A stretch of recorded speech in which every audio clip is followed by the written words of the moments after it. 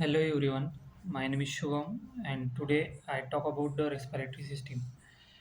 The respiratory system is the set of organs that allows a person to breathe and exchange oxygen and carbon dioxide throughout the body. The integrated system of organs involved in the intake and exchange of oxygens and carbon dioxide between the body and the environment and including the nasal passages, larynx, trachea, bronchial tubes, and lungs. The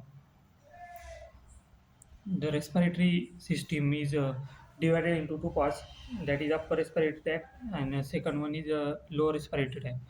In upper respiratory tract there is a nasal cavity, pharynx, larynx, and in lower respiratory tract that is trachea, bronchi, lungs, diaphragm, and now the function of a respiratory system. The function of the respiratory system is supplies the body with oxygen and dispose of carbon dioxide, and it filters inspire air and produces sounds. And it contains receptor for smell and release of body some excess water and heat and helps to regulate blood pH. Now the breathing is a pulmonary ventilation consists of two cyclic phases. That is one in inhalation and second is exhalation. The inhalation is also called inspiration, draws gas into the lungs, and exhalation also called expiration, and it forces gas out of the lungs. Now the external respiration is air from the outside environment enters the nose or mouth during inspiration, that is inhalation, and it composed of the nose and nasal cavity, paranasal sinuses, pharynx, throat, and larynx. All parts of the conducting portion of the respiratory system. Now the first one is in upper respiratory tract, that is nose. The nose is also called external nares and divided into two halves by the nasal septum, contains the paranasal sinuses when air is warm, and contains cilia which is responsible for filtering out foreign bodies. Now, it provides an airways for respiration and is moisture and once entering air, and filters a clean inspire air, and it a reasoning chamber for speech, detects orders in the airstream. Now, second one is pharynx. Pharynx is a common space used by the respiratory and digestive system, commonly called a throat, and it originates posterior to the nasal and oral cavity and extends inferiorly near the liver of uh, bifurcation of the larynx and esophagus, and it's a common pathway for both air and food, and it walls are lined for mucosa and contain skeletal muscles that are primarily used for swallowing. Uh, Now the three sections of the pharynx, that is nasopharynx, oropharynx, and laryngopharynx. Now the nasopharynx contains the pharyngeal tonsils, which aid in the body's immune defense. And second one is oropharynx. Oropharynx is a back portion of the mouth and contains the palatine tonsils, which aid in the body immune defense. And third one is laryngopharynx, that is bottom section of the pharynx, where the respiratory tract divides into esophagus and larynx. Now the next one is a larynx.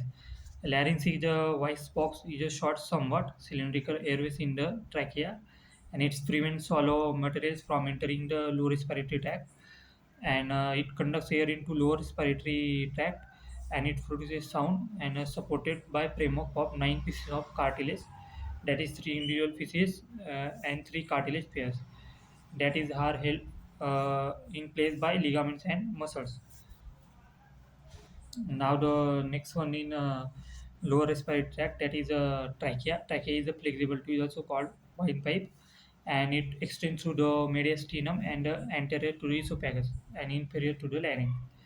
And that at the end of your at the cartilage rings reinforce the provides rigidity to the tracheal wheel to ensure that the trachea remains open all the time.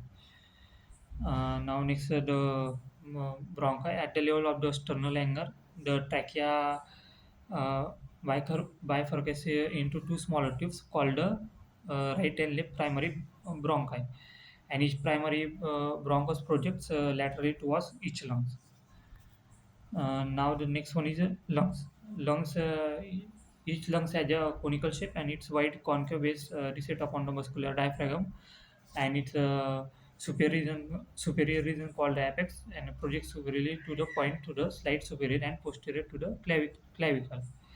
And both lungs are bordered by the thoracic wall anteriorly, and towards the midline lungs are separated from each other from mediastinum.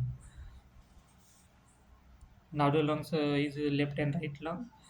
Um, that is left lung divided into two lobes by oblique fissure and smaller than the right lung, and its cardiac notch a combination the heart.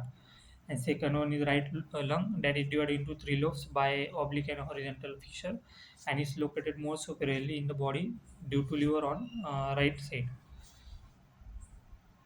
That the how the lungs works, that is the air enters into lungs through system by pipes called bronchi, and alveolar are a very important work to gas exchange takes place between the air and your blood, and converting each alveolus is a whole network of little blood vessels called capillaries, and it is important that the air in the alveoli and the blood in the capillaries are very close together so that the oxygen carbon dioxide can move or diffuse between them.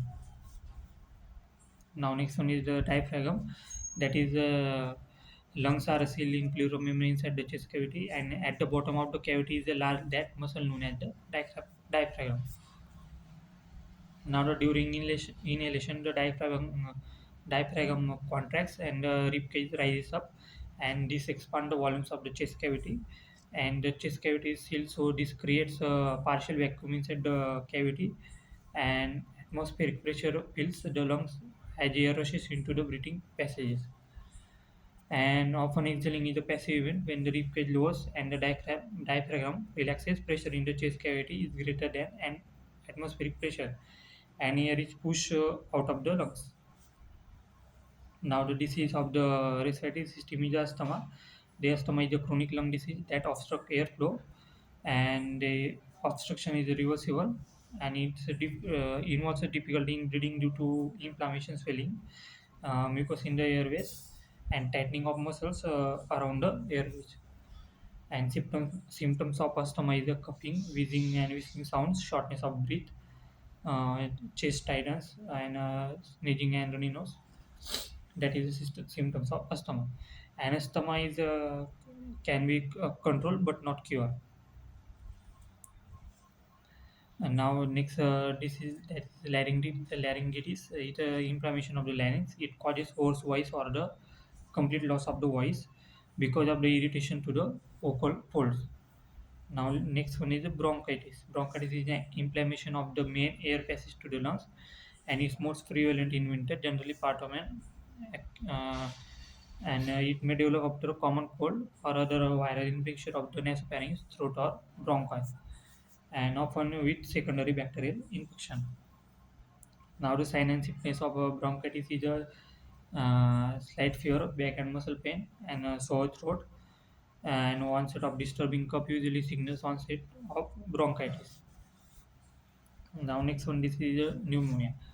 Pneumonia is the most deadly infectious disease in the US, sixth leading cause of death.